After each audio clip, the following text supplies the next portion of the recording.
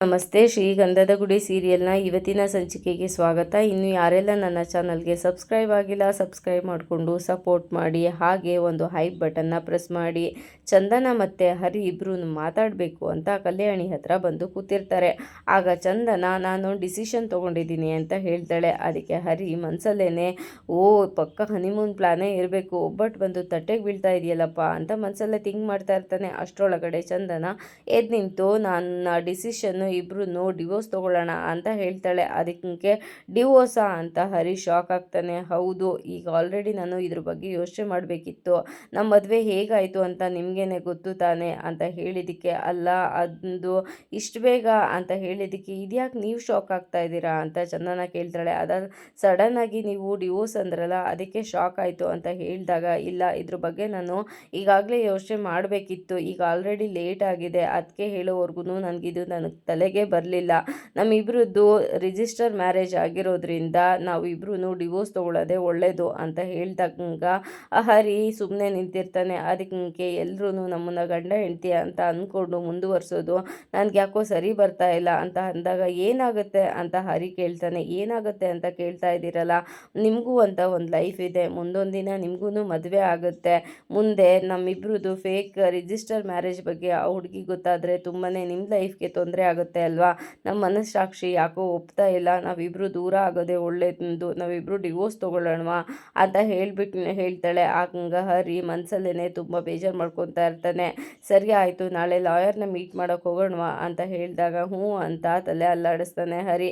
ಆಗ ಚಂದನ thank you ಅಂತ ಹೇಳಿ ಅಲ್ಲಿಂದ ಹೊರಟೋಗ್ತಾಳೆ. ಹರಿ ಅಲ್ಲೇ ಕೂತ್ಕೊಂಡು, ಮನಸ್ಸಾಕ್ಷಿ ಅನ್ನೋದೇ ಇದ್ದಿದ್ರೆ ನನ್ನ ಪ್ರೀತಿ ನಿಮಗೆ ಅರ್ಥ ಆಗ್ತಿತ್ತು, ಇವಾಗ ಡಿವೋರ್ಸ್ ಅಂತ ನೀವು ಮಾತಾಡ್ತಾ ಇರಲಿಲ್ಲ. ನಾನು ನಿಮ್ಮನ್ನು ಅಲ್ಲಿಂದ ಕರ್ಕೊಂಡು ಬಂದಿದ್ದು ಇದಕ್ಕೆ, ನೀವು ನನಗೆ ಡಿವೋರ್ಸ್ ಕೊಡಲಿ ಅಂತನಾ? ನಾನು ನಿಮ್ಮನ್ನು ವೈಫ್ ಅಂತ ಫೀಲ್ ಮಾಡಿದ್ರೆ ನೀವು ನನ್ನನ್ನು ಬಾಡಿ ಗಾರ್ಡ್ ಅಂತ ಅಂದ್ಕೊಂಡಿದ್ದೀರಾ ಅಂತ ತುಂಬಾ ಬೇಸರ ಮಾಡ್ಕೊತಾನೆ. ಆಗುತ್ತೆ, ನಟರಾಜ್ ಅವರು ಬೆಡ್ ಮೇಲೆ ಕೂತ್ಕೊಂಡು ಪ್ರಶ್ನೆ ಮಾಡ್ತಿರ್ತಾರೆ. ಚಂದನ ಡೋರ್ದು ಧೂಳನ್ನ ಹೊಡಿತಾ ಇರ್ತಾಳೆ. ಅಷ್ಟರೊಳಗಡೆ ಒಬ್ಬ ವ್ಯಕ್ತಿ ನಟರಾಜ್ ಅವ್ರ ಜೊತೆ ಮಾತಾಡಬೇಕು ಅಂತ ಬರ್ತಾರೆ.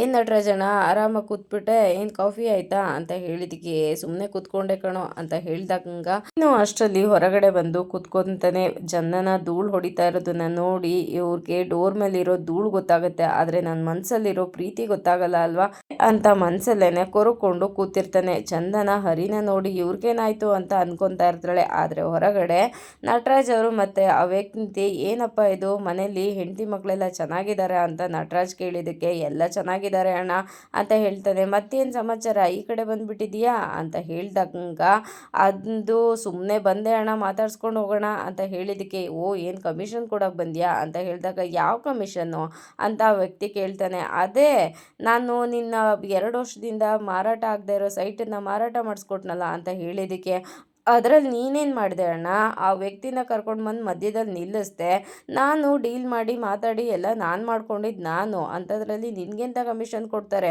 ಹೇಳ್ತಾನೆ. ಆಗ ನಟರಾಜ್ ಅವ್ರಿಗೆ ಕೋಪ ಬರುತ್ತೆ. ಇಲ್ಲಿ ಹರಿ ಆಕ್ಳಿಸ್ತಾ ಕೂತಿರ್ತಾನೆ. ಅದನ್ನು ನೋಡಿ ಚಂದನ, ಏನಿದು ಬೆಳಗ್ಗೆನೆ ಆಕ್ಳಿಸ್ತಾ ಕೂತ್ಬಿಟ್ರಿ ಅಂತ ಹೇಳಿದ್ದಕ್ಕೆ, ಕ್ಯಾಕ್ರೆ ಸುಗ್ಗಿಯಕ್ಕಾಗಲ್ವಲ್ಲ ಅದಕ್ಕೆ ಅಂತ ಹೇಳ್ತಾನೆ. ಏನಂದ್ರಿ ಅಂತ ಹೇಳುವಷ್ಟರೊಳಗಡೆ ಈ ಕಡೆ ಗಲಾಟೆ ಶುರುವಾಗುತ್ತೆ.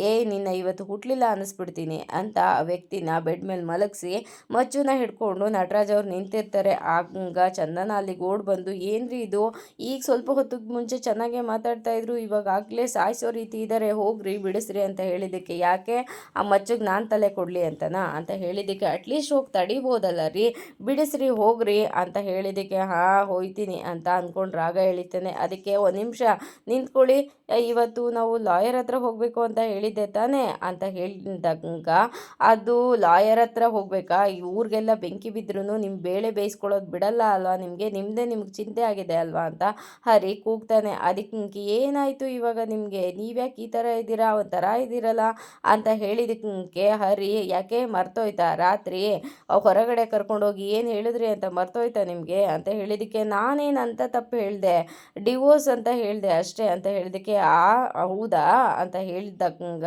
ಹೌದು ರೀ, ಅದೊಂದು ಜಸ್ಟ್ ಡಿವೋರ್ಸ್ ತೊಗೊಳ್ಳೋಣ ಅಂತ ಹೇಳಿದೆ, ಅದರಲ್ಲಿ ಏನು ತಪ್ಪಿದೆ, ಇವತ್ತು ಲಾಯರ್ ಹತ್ರ ಹೋಗೋಣವಾ ಅಂದರೆ ಈ ಥರ ಯಾಕೆ ಆಡ್ತಾ ಇದ್ದೀರಾ ಅಂತ ಹೇಳಿದ್ದಕ್ಕೆ, ನಾನು ಲೆಕ್ಕಕ್ಕೆ ಮಾತ್ರ ಡ್ರೈವರ್ ಅಷ್ಟೇ, ಆಕ್ಸಿಲೇಟ್ರು ಎಲ್ಲವುದು ನಿಮ್ಮ ಕೈಯಲ್ಲೇ ಇದೆ, ನೀವು ನಿಮ್ಮ ಅದಕ್ಕೇನೆ ಎಲ್ಲ ಡಿಸೈಡ್ ಮಾಡಿ ಅಲ್ವಾ, ಬರಬೇಕಾದ್ರೂ ನಿಮ್ಮ ಅದಕ್ಕೇನೆ ಕೇಳ್ಕೊಂಡು ಬರಬೇಕಿತ್ತು, ಇಲ್ಲಿಗೆ ಬಂದಮೇಲೆ ಯಾಕೆ ನಿಮ್ಮ ಅದಕ್ಕೆ ತಾಳಕ್ಕೆ ಕುಣಿತಾ ಇದ್ದೀರಾ ನೀವು ಅಂತ ಹೇಳಿದ್ದಕ್ಕೆ, ಅಲ್ಲ ರೀ ಇವಾಗ ನಾನು ಏನು ಮಾತಾಡಿದೆ ಅಂತ ನೀವು ಇಷ್ಟೆಲ್ಲ ಮಾತಾಡ್ತಾ ಇದ್ದೀರಾ, ಜಸ್ಟ್ ಲಾಯರ್ ಹತ್ರ ಹೋಗೋಣ ಅಂತ ಅಂದೆ ಅಷ್ಟೇ ಅಂತ ಹೇಳಿ ಮಾತಾಡ್ತಾನೆ ಇರ್ತಾಳೆ. ಅದಕ್ಕೆ ಸರಿ ಆಯ್ತು ನಿಂತು ಯಾವ ಲಾಯರ್ ಹತ್ರ ಹೋಗ್ಬೇಕು ಅಂತ ಡಿಸೈಡ್ ಮಾಡಿ ಹೇಳ್ತೀನಿ ಅಂತ ಹೇಳಿದ್ದಕ್ಕೆ, ಯಾವಾಗ ಅಂತ ಚಂದನ ಕೇಳ್ತಾಳೆ. ಅದಕ್ಕೆ ಒಂದು 2-3 ವಾರ ಆಗ್ಬೋದು, ಲಾಯರ್ನ ಹುಡುಕಿ ನಾನು ಹೇಳ್ತೀನಿ ಅಂತ ಹರಿ ಹೇಳ್ತಾನೆ. ಅದಕ್ಕೆ ನೀವೇನು ಹುಡ್ಕೋದು ಬೇಡ, ಅದಕ್ಕೆ ಆಲ್ರೆಡಿ ಹುಡುಕಿದಾರಂತೆ, ಅವ್ರ ಫ್ರೆಂಡ್ ಗೊತ್ತಿರೋರು ಒಬ್ಬರು ಒಳ್ಳೆ ಲಾಯರ್ ಇದ್ದಾರಂತೆ, ಅವ್ರ ಹತ್ರ ಹೋಗೋಣ ಅಂತ ಹೇಳಿದಾಗ ಸರಿ ಆಯಿತು ಯಾವ ಲಾಯರ್ ಅಂತ ಹೇಳಿ, ಆಯ್ತು ನಿಂತು ನಾನು ರೆಡಿಯಾಗಿ ಬರ್ತೀನಿ ಅಂತ ಕೈ ಮುಗಿದು ಒಳಗಡೆ ಬೇಜಾರು ಮಾಡಿಕೊಂಡು ಹೊರಟೋಗ್ತಾನೆ.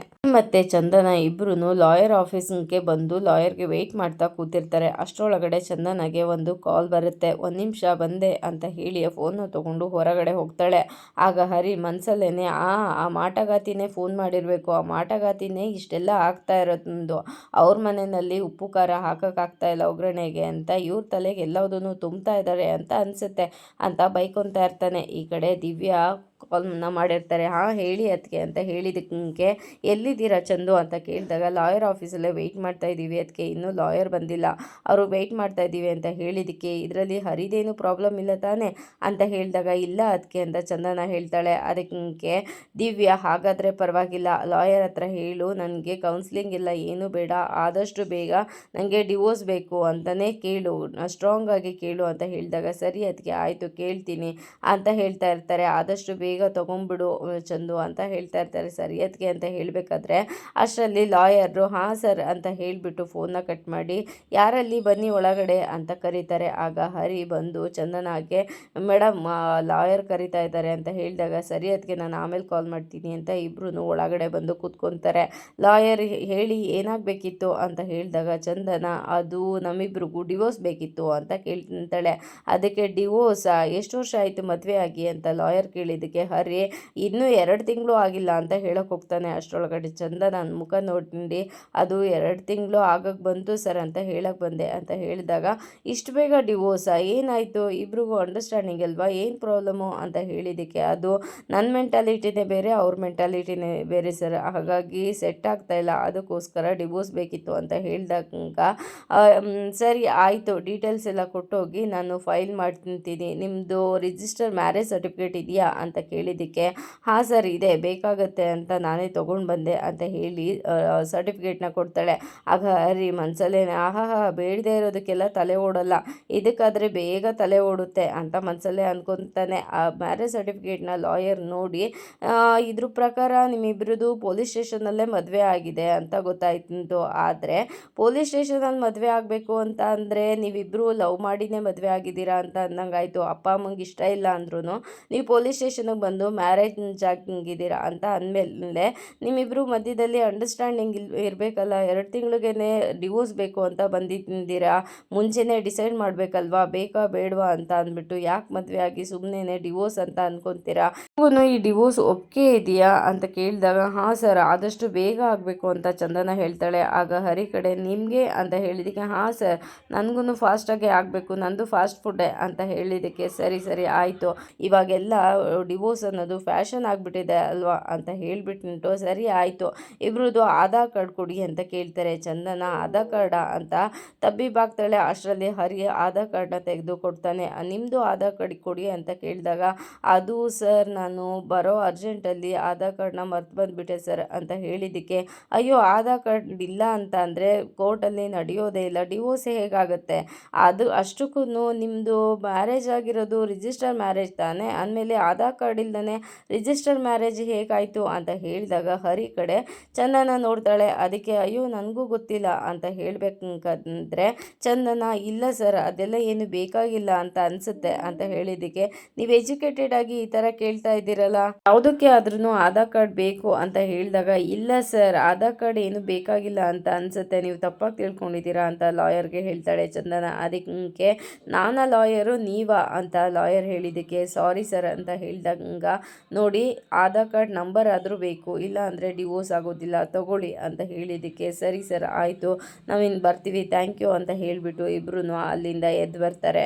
ಮತ್ತೆ ಹರಿ ಬಂದ ದಾರಿಗೆ ಸುಂಕ ಇಲ್ಲ ಅಂದ್ಕೊಂಡು ನಡ್ಕೊಂಡು ಬರ್ತಾರೆ. ಆದರೆ ಚಂದನಾಗ ಮಾತ್ರ ಅದೇನೆ ತಲೆನಲ್ಲಿ ಕೊರಿತಾ ಇರತ್ತಂತೆ. ಅಲ್ಲ ರೀ ಅವ್ರು ಹೇಳೋದು ನಿಜ ತಾನೇ, ಎಲ್ಲ ಕಡೆನೂ ಆಧಾರ್ ಕಾರ್ಡ್ ಕೇಳ್ತಾರೆ ಅಂದಮೇಲೆ ಪೊಲೀಸ್ ಸ್ಟೇಷನಲ್ಲೂ ಆಧಾರ್ ಕಾರ್ಡ್ ಕೇಳಿರ್ಬೇಕಲ್ವಾ ಅಂತ ಹೇಳಿದ್ದಕ್ಕೆ ಕೇಳಿರಬೇಕು ಅಂತ ಹರಿ ಹೇಳ್ತಾನೆ. ಅದಕ್ಕೆ ಮತ್ತೆ ಯಾರು ಕೊಟ್ಟರು ಅವ್ರಿಗೆ ಅಂತ ಹೇಳಿದಾಗ ಅದು ನನಗೇನು ಗೊತ್ತು ಅಂತ ಹರಿ ಹೇಳ್ತಾನೆ. ಅದಕ್ಕೆ ಅಲ್ಲ ರೀ ನಮ್ಮದು ಆಧಾರ್ ಕಾರ್ಡ್ ಸಿಗ್ದಾನೆ ನಮ್ಮದು ಮ್ಯಾರೇಜ್ ಸರ್ಟಿಫಿಕೇಟ್ ತಾನೇ ಹೇಗೆ ಬಂತು ಅಂತ ಹೇಳಿದ್ದಕ್ಕೆ ಅಯ್ಯೋ ಅದೆಲ್ಲ ನನಗೆ ಹೆಂಗ್ರಿ ಗೊತ್ತು ಅಂತ ಹೇಳಿದಾಗ ಅಲ್ಲ ನಾನು ನಿಮಗೆ ಯಾವತ್ತೋ ಶೇರ್ ಮಾಡ್ದಂಗಿದೆ ಅಲ್ವಾ ಅಂತ ಹೇಳಿದ್ದಕ್ಕೆ ಇದೇನ್ರಿ ಇದು ಎಲ್ಲದೂ ನನ್ನ ತಲೆ ಮೇಲೆ ತಗೊಬಂದು ಕಟ್ತಾ ಇದ್ದೀರಾ ನೀವು, ಶೇರ್ ಮಾಡಿದರೆ ಫೋನಲ್ಲಿ ಇರಬೇಕು ತಾನೇ, ತಗೊಳ್ಳಿ ಚೆಕ್ ಮಾಡಿ. ಇಲ್ಲ ರೀ ನನ್ನ ಹತ್ರ ಯಾರು ಕೊಟ್ಟರು ಅಂತ ನನಗೆ ಗೊತ್ತಿಲ್ಲ ಅಂತ ಹೇಳಿದಾಗ ಅಲ್ಲ ಅಂತ ಮತ್ತೆ ರಾಗ ಹೇಳಿತಾಳೆ. ಅದಕ್ಕೆ ಇದೇನು ಎಲ್ಲದೂ ನನ್ನ ತಲೆ ಮೇಲೆ ಕಟ್ಟಬೇಕು ಅಂತ ಅಂದ್ಕೊಂಡಿದ್ದೀರಾ ಹೇಗೆ, ಒಂದ್ಸಲ ಸುಳ್ಳು ಹೇಳಿದೆ ಅಂತ ಎಲ್ಲ ಟೈಮಲ್ಲೂ ನಾನೇ ಸುಳ್ಳು ಹೇಳ್ತಿಂತೀರಾ, ಯಾರೋ ಕೊಟ್ಟಿರಬೇಕು ಯಾರ ಹತ್ರನೋ ಹೇಗೋ ತೊಗೊಂಡಿರಬೇಕು ಪೊಲೀಸ್ನವರು, ಅದು ಮ್ಯಾರೇಜ್ ಸರ್ಟಿಫಿಕೇಟ್ ಹೇಗಾಯಿತು ಆಧಾರ್ ಕಾರ್ಡ್ ಹೇಗೆ ಸಿಕ್ತು ಅಂತ ನಾನೇ ಕನ್ಫ್ಯೂಷನಲ್ಲಿದ್ದೀನಿ, ಅಂಥದ್ರಲ್ಲಿ ನೀವು ನನ್ನನ್ನು ಕ್ವಶನ್ ಮಾಡ್ತಾ ಇದ್ದೀರಲ್ಲ ಛೇ ಅಂತ ಹೇಳಿದ್ದಕ್ಕೆ ಸರಿ ಆಯಿತು ನನ್ನ ಮೊಬೈಲ್ ಅದು ನಂಬರ್ ಸಿಕ್ಕರೆ ಸಾಕು ಅಂತ ಹೇಳಿದ್ರು ಅಲ್ವಾ ಅವರು ಅಂತ ಹರಿಗೆ ಕೇಳಿದ್ದಕ್ಕೆ ಹರಿ ಹಂಗಂತ ಕೇಳಿದ್ರಾ ಅಂತ ಹೇಳ್ತಾನೆ. ಹೌದು ನಂಬರ್ ಸಿಕ್ಕಿದ್ರೆ ಸಾಕು ಅಂತ ಹೇಳಿದ್ದಾರೆ, ಫೋನ್ನಲ್ಲಿ ಹೇಗಾದರೂ ಮಾಡಿ ಚೆಕ್ ಮಾಡಬೇಕು ಅಂತ ಹೇಳಿದ್ಕೆ ಅದೇ ಹೇಗಾಗುತ್ತೆ, ನೀವು ಬರುವಾಗಲೇ ಸಿಮ್ ಕಾರ್ಡ್ನ ತೆಗೆದು ಬಿಸಾಡಿ ಬಂದ್ರಲ್ಲ ಹಾಗಾದರೆ ಎಲ್ಲ ಹೋಗಿರುತ್ತೆ ಅಂತ ಹರಿ ಹೇಳ್ತಾನೆ. ಅದಕ್ಕೆ ಓ ಹೌದಲ್ವಾ ಆದರೂ ಪರವಾಗಿಲ್ಲ ನಾನು ಹೇಗಾದರೂ ಹುಡುಕಬೇಕು ಅಂತ ಹೇಳಿದ್ದಕ್ಕೆ ಇವರೇನಿದು ಸಂತೆ ಕರ್ಕೊಂಡು ಹೋದ್ರು ಚಿಂತೆ ಬಿಡಲಿಲ್ಲ ಅನ್ನೋಂಗೆ ಅದನ್ನೇ ಯೋಚನೆ ಮಾಡ್ತಾ ಇದ್ದಾರೆ. ಕಳ್ಳನ್ನ ಹುಡ್ಕೋದಕ್ಕೂ ಪೊಲೀಸ್ನವ್ರು ಇಷ್ಟೊಂದು ಯೋಚನೆ ಮಾಡಿರಲ್ಲ ಅಂತ ಅನಿಸುತ್ತೆ. ಅಯ್ಯೋ ಹೇಗೋ ಹುಡುಕೊಳ್ಳಿ ಬಿಡಿ ದೇವ್ರೇ ನನ್ನನ್ನು ಕಾಪಾಡಪ್ಪ ಅಂತ ಹರಿನು ಮುಂದಕ್ಕೆ ಬರ್ತಾನೆ. ಆ ಫೋನ್ನಲ್ಲಿ ತನ್ನ ಆಧಾರ್ ಕಾರ್ಡನ್ನು ಹುಡುಕ್ತಾ ಕೂತಿರ್ತಾಳೆ, ಎಲ್ಲೂ ಸಿಗ್ತಾ ಇರೋದಿಲ್ಲ. ಒಂದು ಸಾಫ್ಟ್ ಕಾಪಿನಾದರೂ ನಾನು ಇಟ್ಕೋಬೇಕಿತ್ತಲ್ಲ ಅಂತ ಯೋಚನೆ ಮಾಡುವಾಗ ಹರಿ ಅಲ್ಲಿಗೆ ಬಂದು ಸಿಗ್ತಾ ಆಧಾರ್ ಕಾರ್ಡು ಅಂತ ಹೇಳಿದ್ದಕ್ಕೆ ಇಲ್ಲ ಎಲ್ಲೂ ಸಿಗ್ತಾ ಇಲ್ಲ ಅಂತ ಹೇಳಿದ್ದಕ್ಕೆ ಹುಡುಕಿ ಚೆನ್ನಾಗಿ ಹುಡುಕಿ ಯಾವುದಾದ್ರೂ ಒಂದು ಮೂಲೆಯಲ್ಲಿ ಗೊತ್ತಿಲ್ಲದೆ ಇರೋ ಜಾಗದಲ್ಲಿ ಸೇವ್ ಆಗಿರ್ಬೋದು ಏನೋ, ಹುಡುಕಿ ಸಿಗುತ್ತೆ ಅಂತ ಹೇಳ್ತಾ ಇರ್ತಾನೆ. ಅಷ್ಟರಲ್ಲಿ ಚಂದನ ಹೌದು ಹುಡುಕ್ತಾ ಇದ್ದೀನಿ ಆದರೆ ಎಲ್ಲೂ ಸಿಗ್ತಾ ಇಲ್ವಲ್ಲ, ಅದು ಏನೇ ಆಗಲಿ ನಾನು ಹುಡುಕ್ತೀನಿ ಸಿಗುತ್ತೆ ಅಂತ ಥಿಂಕ್ ಮಾಡ್ತಾ ಇರ್ತಾಳೆ. ಆಗ ಹರಿ ಅಯ್ಯಯ್ಯೋ ನನ್ನ ಹಳ್ಳನ ನಾನೇ ತೋಡ್ಕೊಂಡೇನೋ, ಇವರಿಗೆ ಎಲ್ಲ ಬಿಡಿಸಿ ಹೇಳ್ಕೊಟ್ನಲ್ಲ ಛೇ ಅಂತ ಹೇಳ್ತಾ ಇರ್ತಾನೆ. ಅಷ್ಟರೊಳಗಡೆ ಭಾರತಿ ಅಲ್ಲಿಗೆ ಬರ್ತಾಳೆ. ಚಂದನ ಎದ್ದು ಭಾರತಿ ಮುಂದೆ ಬಂದು ನಿಂತ್ಕೊತಾಳೆ.